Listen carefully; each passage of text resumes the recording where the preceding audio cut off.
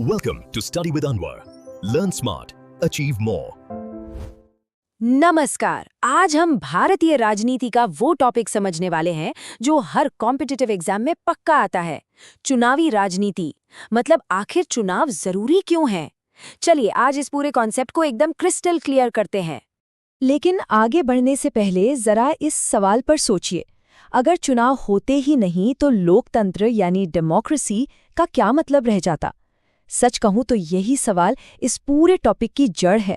तो चलिए सबसे पहले एकदम बेसिक से शुरू करते हैं कि लोकतंत्र में आखिर चुनावों की जरूरत पड़ी ही क्यों। देखिए, बात बहुत सीधी है। किसी भी बड़े देश में जहां करोड़ों लोग रहते हैं, क्या ये मुमकिन है कि सब लोग एक साथ बैठकर हर दिन देश के लिए फैसले लें? बिल्कुल नहीं, ये प्रैक्टिकली नहीं है। तो फिर सवाल उठता है कि देश चलेगा कैसे? और इसी मुश्किल का हल है ये कॉन्सेप्ट, जिसे हम कहते हैं प्रतिनिधि लोकतंत्र या रिप्रेजेंटेटिव डेमोक्रेसी। इसका मतलब बहुत आसान है। लोग सीधे राज नहीं करते, बल्कि वो अपने प्रतिनिधियों को, अपने रिप्रेजेंटेटिव्स को चुनते हैं, और यही प्रतिनिधि हमारी तरफ से सारे फैसले लेते हैं। और इनको चुनने का जो तरीका है, बस उसे ही चुनाव कहते हैं। अब आता है सबसे दिलचस्प हिस्सा। चुनाव सिर्फ प्रतिनिधि चुनने का एक तरीका नहीं है, बल्कि ये विकल्प और जवाबदेही यानी चॉइस और अकाउंटेबिलिटी का असली खेल है।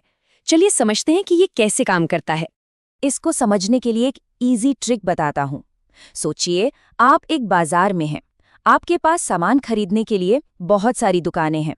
अब हर दुकानदार को ये बात पता है कि अगर उसे अपना सामान बेचना है तो ग्राहक को एक अच्छी डील देनी ही होगी, नहीं तो ग्राहक दूसरी दुकान पर चला जाएगा।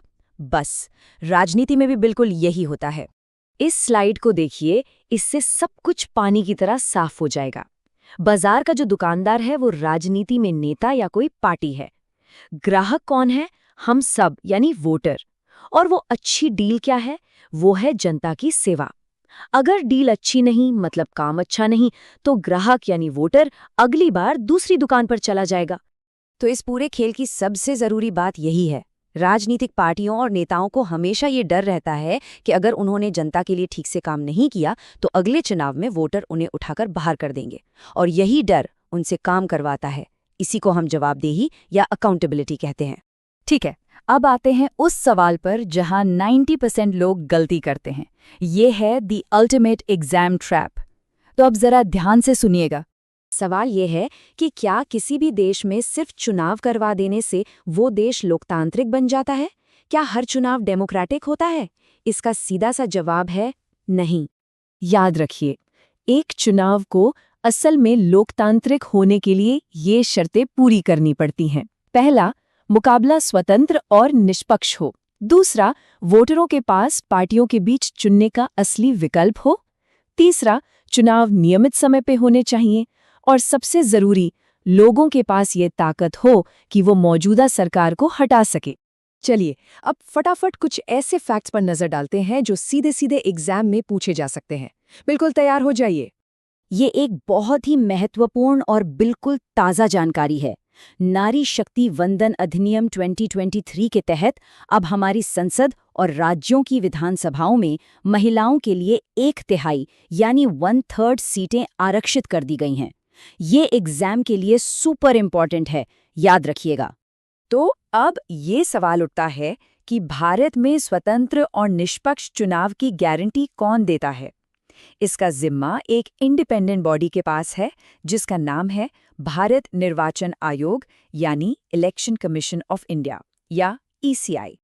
ठीक है, अब समय है पूरे टॉपिक को बस 1 मिनट में रिवाइज करने का। पूरा ध्यान स्क्रीन पर, ताकि सब कुछ दिमाग में बैठ जाए। तो आज हमने क्या सीखा? पहली बात, प्रतिनिधि लोकतंत्र के लिए चुनाव जरूरी है। दूसरी बात, चुनाव वोटरों को चॉइस यानी विकल्प देते हैं।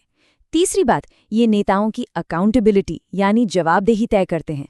और चौथी बात, भारत में फ्री एंड फेयर चुनाव की गारंटी ECI देता है। बस अब कोई कंफ्यूजन नहीं।